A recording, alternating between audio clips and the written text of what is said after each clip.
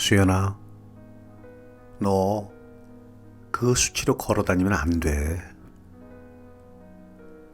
휠체어가 있는데 왜 걸어 다니는 거니? 그러다 머리 터지면 인젠 답도 없어.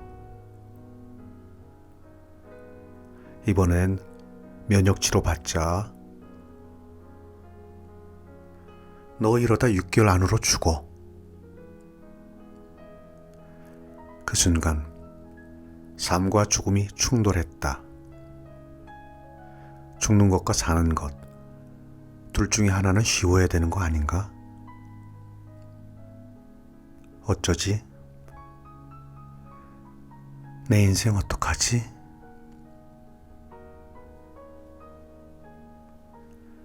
안녕하십니까? 오늘도 여러분 곁으로 찾아온 책엔 깜시입니다. 오늘 작품은 하수연 작가의 갖다 버리고 싶어도 내 인생이란 작품을 가지고 나왔습니다. 19살 골수에서 정상적인 혈액을 만들어내지 못하는 희귀난치 질환인 재생불량성 빈혈이라는 병을 알게 되어 완치 판정을 받기까지 자그만치 6년의 긴 시간 동안 투병일지로 쓴 책을 가지고 나왔습니다. 삶이란 녀석과 죽음이란 녀석 사이에서 오고 가기를 수없이 반복하며 자신의 삶이 성숙되어가는 과정을 잔잔히 담아냈습니다.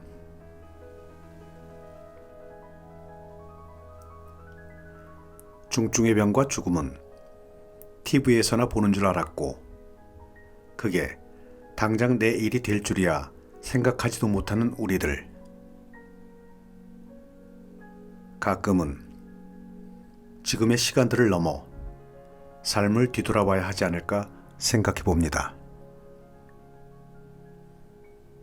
더욱 매일 살아서 숨쉬고 존재하는 것만으로도 고마움을 느껴야 되지 않을까요?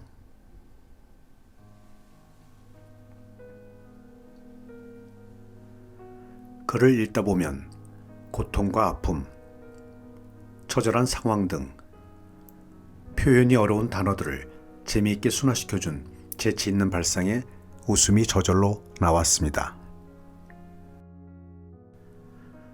또한 골수 이식 후 공여자의 혈액형으로 바뀐다는 것도 상당히 놀라웠습니다. 작가는 절망하고 포기하고 싶을 때 이 글이 희망이 되어 주었으면 합니다. 더욱 이 글이 본인과 같은 고통을 겪고 있는 환우들과 그의 가족들에게 도움이 되었으면 하는 마음으로 세상 밖으로 꺼냈다고 합니다. 이 책은 턴어라운드에서 출판되었고요.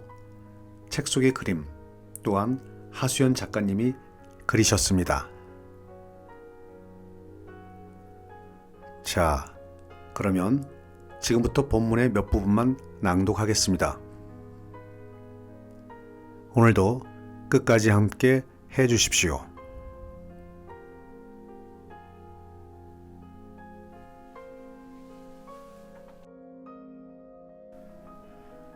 열여덟 겨울 기숙사에서 쓰러지다. 18살이었던 2011년도 겨울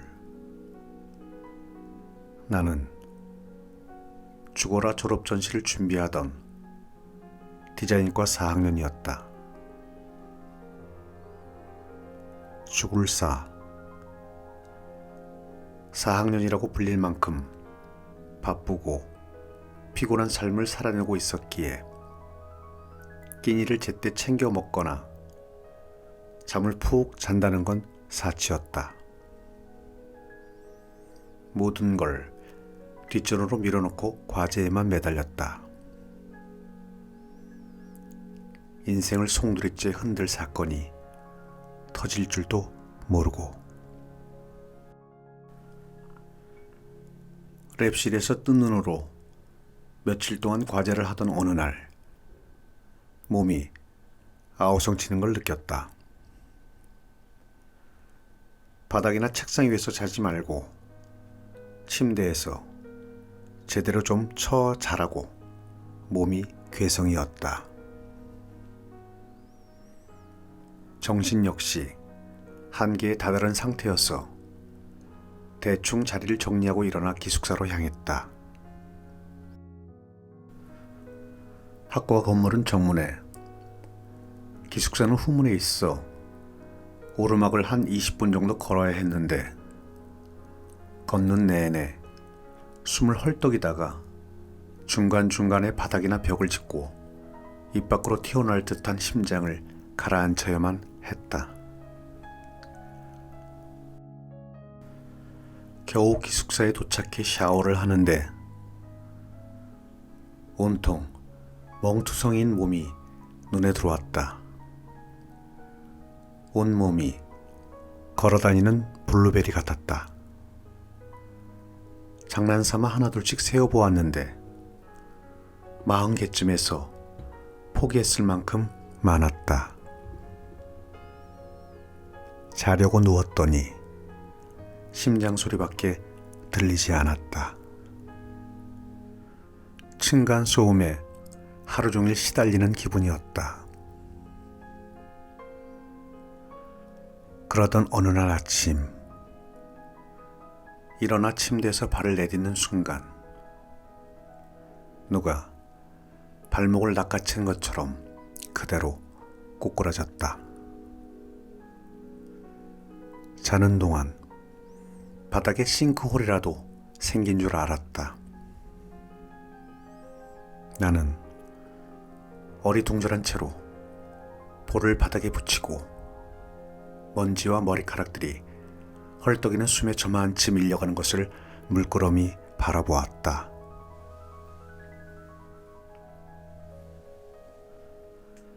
나 지금 쓰러져 있는 건가? 내가 왜 쓰러져? 며칠 전부터 기운이 없긴 했는데 119에 전화해야 하나? 이런 걸로 해도 되는 건가? 딱히 아픈 곳은 없어 보이는데. 하지만 일어나려 안간힘을 썼지만 소용없었다. 몸에 있는 힘을 주사기로 다 빼버린 듯한 느낌을 받으며 미역줄기처럼 흐느적거리는 사지를 바닥에 털썩 내려놓았다. 심장이 빠르게 뛰며 바닥을 때렸다.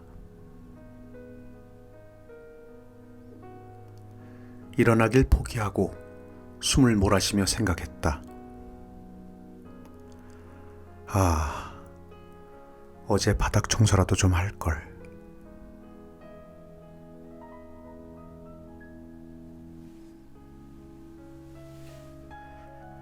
내가 중증 희귀난치병이라니. 투병은 기다림의 연속이라는 걸 이미 이때부터라도 알았어야만 했다.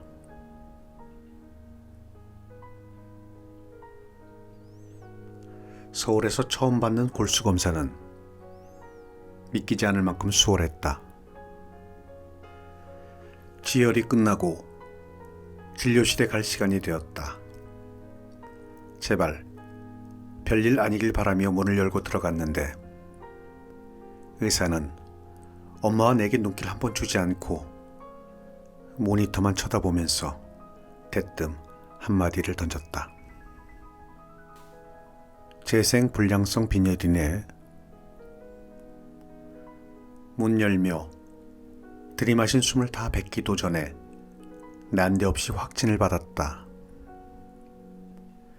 귀에서 심장 소리가 울렸다.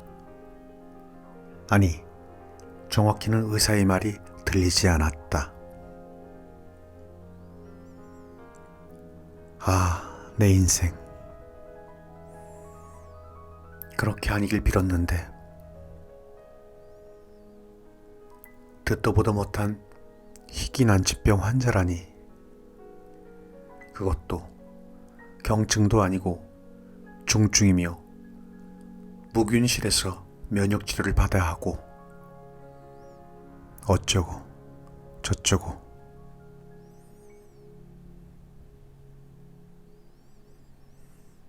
택시를 타고 집에 가는 길, 차 안은 정적이 흘렀다.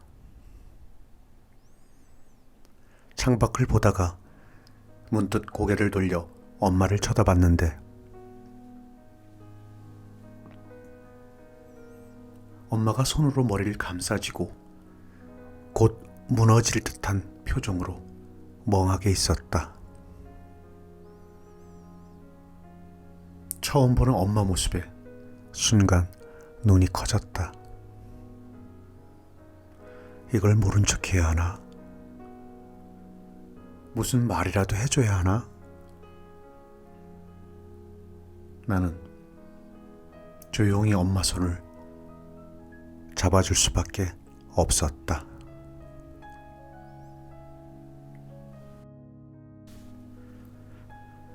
각자의 아픔. 몸져 누운 지 닷새 정도 됐을까? 이제야 폴대 잡고 좀 걸어 다닌다. 가만히 서 있으면 다리가 바들바들 떨려 금세 주저앉긴 하지만 그래도 울면서 화장실에 다니진 않는다. 어느 정도 정신을 차리니 이제 아픈 게 서러워지기 시작했다. 집에 가고 싶어서 훌쩍거리니 옆 침대에 있는 백혈병 걸린 이모가 말했다. 수연아, 이모는 3달째야. 아, 눈물을 거둬야겠다. 그날부터 울고 싶을 때면 화장실 가서 문 걸어 잠그고 울었다. 전해질 안 먹는다고 엄마랑 싸운 날도 울었고, 내가 왜 이러고 있어야 되는지 억울할 때도 울었고, 따뜻해지는 봄날이 미울 때도 울었다.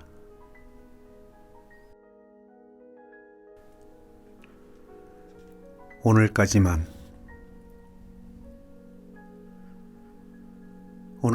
원망하고, 오늘까지만 부러워하고, 오늘까지만 욕심부리고, 오늘까지만 조급해하고, 오늘까지만 답답해지자. 오늘까지만 날 싫어하자. 오늘까지만 그러자. 이제 나도 살아야지. 언제까지 밤마다 울면서 살기 싫다 할 거야. 맞아. 많이 답답하고 힘들어. 뭐 하나 좋은 일은 쥐뿔도 없고,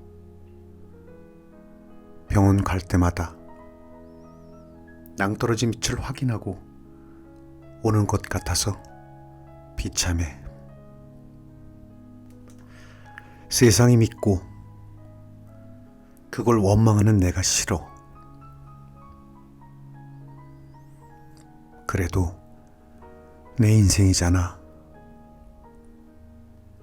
갖다 버리고 싶어도 내 인생인데 살아야지. 버텨야지. 일어나야지. 100번 다짐하고 한 번 무너지고, 또 100번 다짐하고 다시 무너지고. 괜찮아. 사람이니까 무너지는 거야. 어쨌든 나는 나을 거잖아. 또 얼마나 울고 아파해야 할지 짐작도 안 되지만 결국 나을 테니까. 그럴 거니까 너무 힘들어하지 말자. 여전히 가만히 있다가도 감정이 북받치지만 나중엔 이 과정이 마냥 지옥 같지만은 않다는 걸 느낄 거야. 지금은 내 앞가림만도 급급해서 잘 모르겠지만 지나고 나면 비할 데 없이 값진 경험이 될 거야. 그니까 웃자. 다 괜찮을 거야.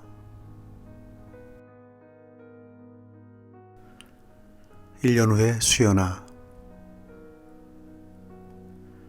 밤마다 눈물 짓고 불투명한 미래를 두려워하지만 긴 한숨 끝에 희미한 희망이 드는 이 시간들 있잖아.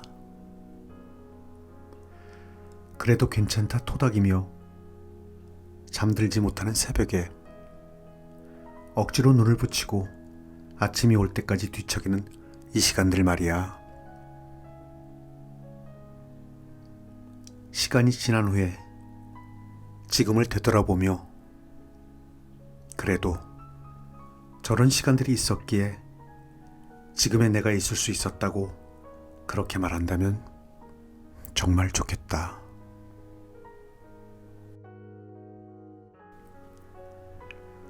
다시 꽃피는 봄이 오면 병에 걸린 건 지향이라고 생각했다. 미친. 이렇게 재수가 없을 수가 있나. 하늘을 미워했고 땅을 원망했다. 고작 18인 내가 왜? 내가 뭘 그렇게 잘못했는데. 하지만 이젠 내가 아팠던 시간이 그저 겨울에 불과했다고 느낀다. 겨울이 가고 봄이 오듯 혹독한 추위를 견디고 다시 꽃피는 봄이 오면 그때 말없이 튀울 싹을 조용히 품고 있었을 뿐이었구나. 주변에서 예쁘고 화려한 꽃을 피우든 굵직하고 든든한 나무로 자라든 상관 않는다. 나는 이 작은 싹 하나 틔우고자 내내 웅크려 숨죽이고 있었으니 흙을 비집고 올라온 것만으로도 난 충분하다. 나는 견뎠고 싹 틔웠고 잘할 것이다. 몸이나 마음이 아프니까 이 글을 보고 있다면 감히 말해주고 싶다.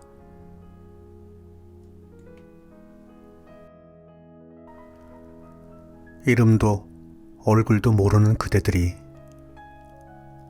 항상 건강하고 행복했으면 좋겠습니다.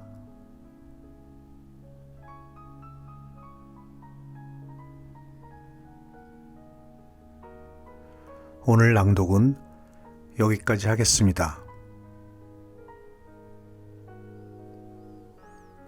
오늘도 끝까지 함께 해주셔서 감사합니다.